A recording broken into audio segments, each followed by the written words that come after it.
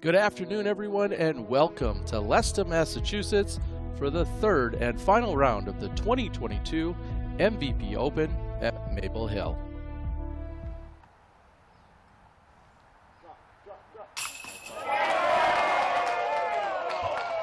Wow. We saw two of those from him this week, one park job and two clutch downhill putts.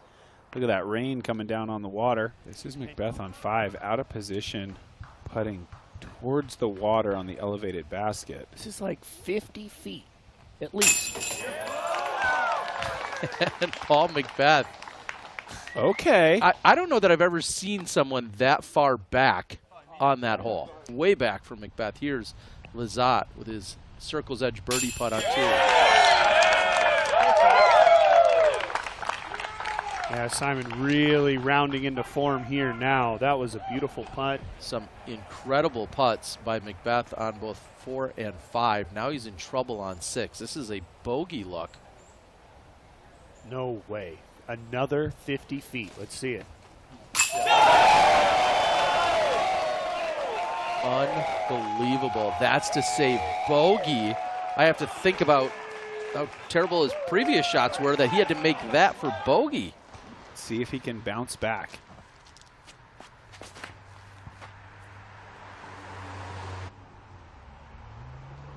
Oh, wow. Come right to the basket, hit off of it as Gannon Burr nearly pulls a Fellberg and puts it in on 3. Thomas might try to putt. And speaking of Thomas Gilbert, I'm going to throw it down to Brian as soon as we see this release.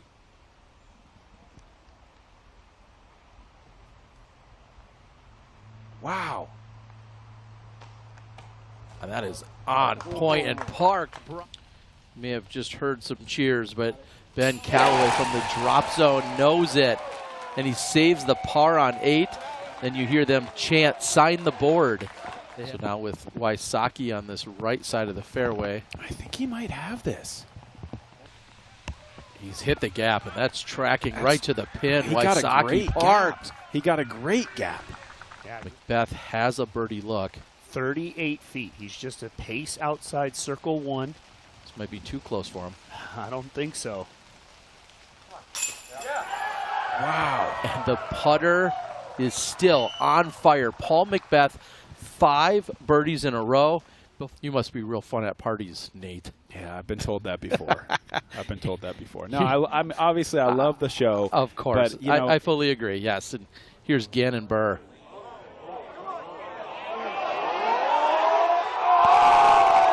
Wow. No, sit.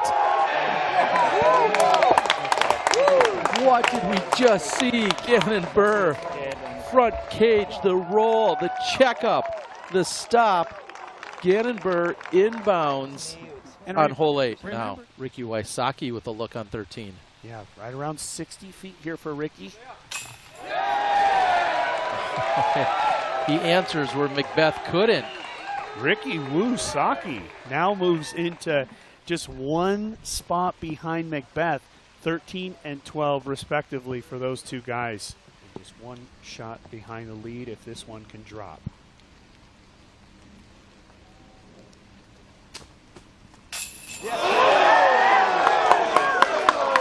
Big time putt, Corey.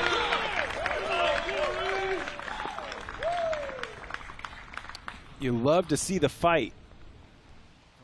This the look from Dylan Capaccioli. McBeth and Wysocki, and he runs it in. Look at the round. 4 bogeys in a row. Just keep on fighting and back under par now. We've seen Simon do this before. Over everything, looking to play the crash. Good.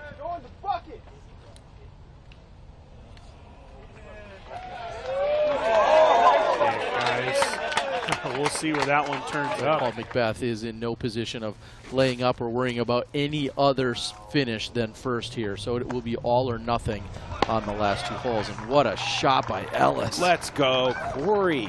Charging back. And that was not an easy shot for him. It was a great tee shot, but he had to deal with that little Christmas tree there. And he handled it beautifully. Did you hear what he just said? That's the best shot I've thrown all week. We've got Ricky Wysocki now from the drop zone after going out of bounds on a second. Come on. And Wysocki goodness. closes out the season on the Disc Golf Pro Tour with the par save from the drop zone. Could that be the difference? That might be the difference, Nate Sexton. I think you said it perfectly there. When it comes to the tour points. Yes, absolutely. McBeth likely to beat Wysocki by 2 shots now if he can put that birdie in, but clutch par save. Oh no, Simon a little distracted by maybe one of those roars or by one of the fans right behind him. Such an important putt.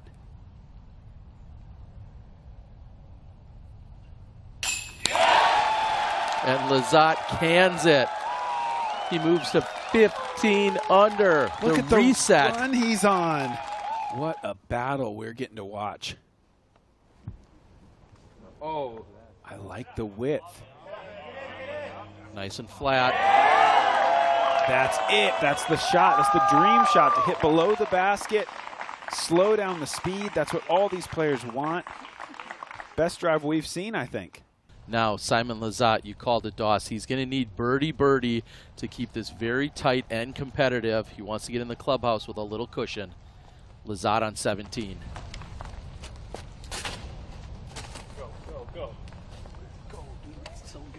Oh, that was great. Huge. Oh, he's going to have a jump putt to the basket wow. if he wants it. Oh my, what a shot from Simon in such a tight part of the tournament. 17% of the field have taken birdie here on 16 today.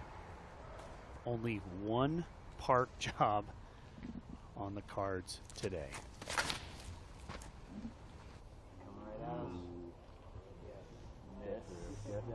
Gonna make it 2, Terry. Holy cow. Corey just laces it all the way down. He's past the basket. There's Ricky Wysocki, his good buddy, giving him the props. You might be in a playoff that's going to start right here on hole 18 in maybe just about 20 minutes from now. We'll go ahead and reiterate as we see the rest of the card tap in. Simon Lizotte going to do so as your leader. If there's a playoff, it will start on sudden death on hole 18.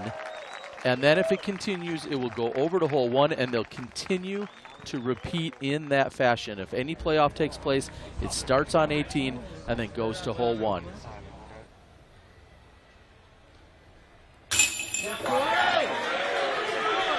Confident stroke. Corey Ellis has a share of the lead after putting 4 birdies in a row together.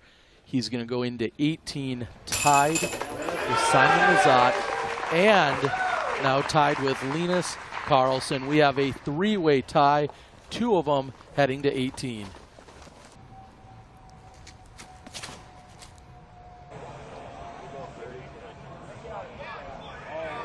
This looks above average to me.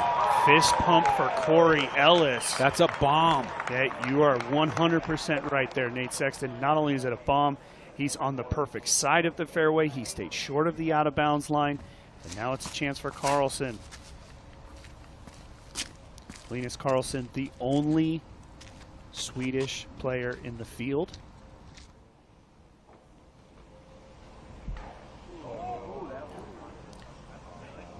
And in the biggest drive of the weekend, Linus Carlson hits early that may take him out of a chance to move into a playoff. We'll see. Corey Ellis for the shot to win the tournament.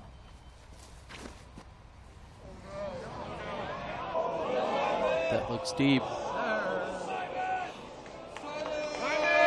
Wow, he sailed it.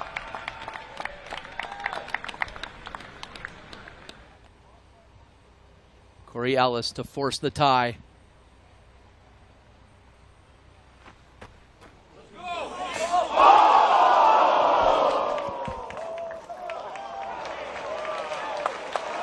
Off the side of the basket, Corey Ellis. So close. Unbelievable. That means Simon Lizotte, who's maintaining his composure as best as he can, will be your winner of the